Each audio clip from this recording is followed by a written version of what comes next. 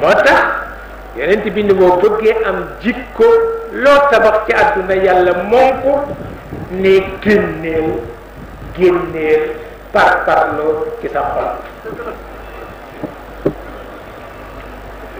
gàllankoor bu rëy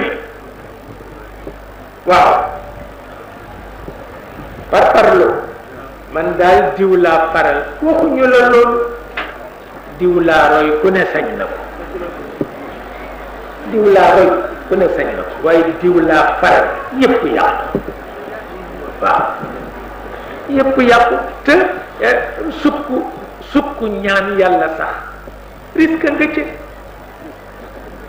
ndax bu ko parpar loolu lalee rek risque nga ci. maa ngi gis ñoom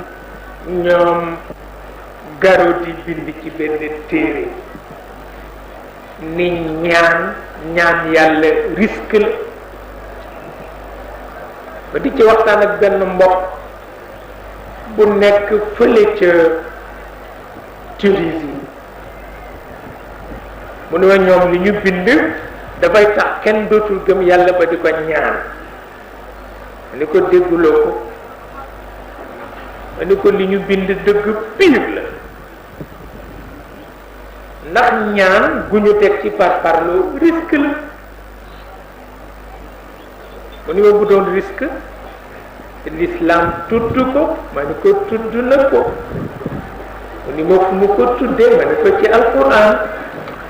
mu ni ma fan la ko fa tuddee, ma ni ko kii janoog yàlla doyati ñaan ko lu doyati yàlla nee na kooka tooñ na ko. ki ñëw ba ci yàlla doyati ñaan ko lu doyati kooka tooñ na yàlla, te risque tolluwul noonu. da'ufa talibu wal matlub, da'ufa talibu wal matlub. lu tax ma qadarullah haqqa qadri, xamuñu ne yàlla toll. waaw xamuñu ne yàlla toll. ñaan yàlla lu ko jarul risque la, ñaan yàlla lu ko jarul risque la. ñaanal yàlla koo xam ni bu amee lore risque la. ñaanal yàlla koo xam ni bu amee lore risque la. waaw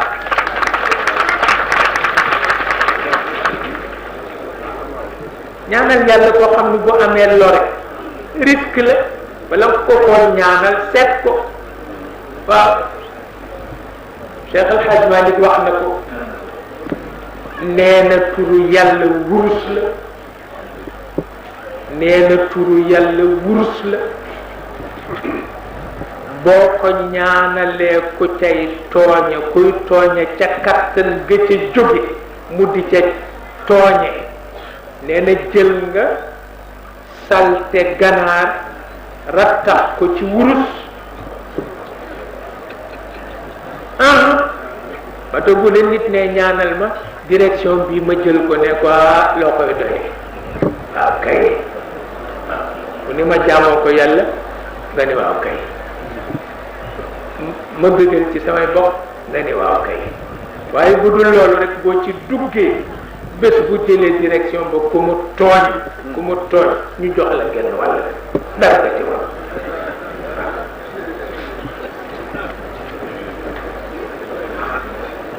da'ufa talibu wal matlub.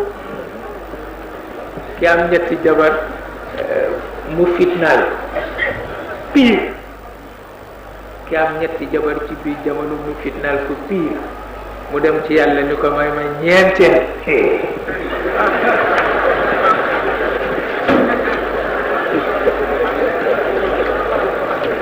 risque la.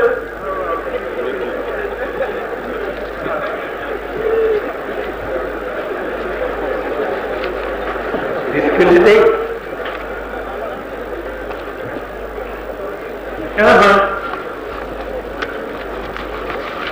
moo tax parparloo baaxul.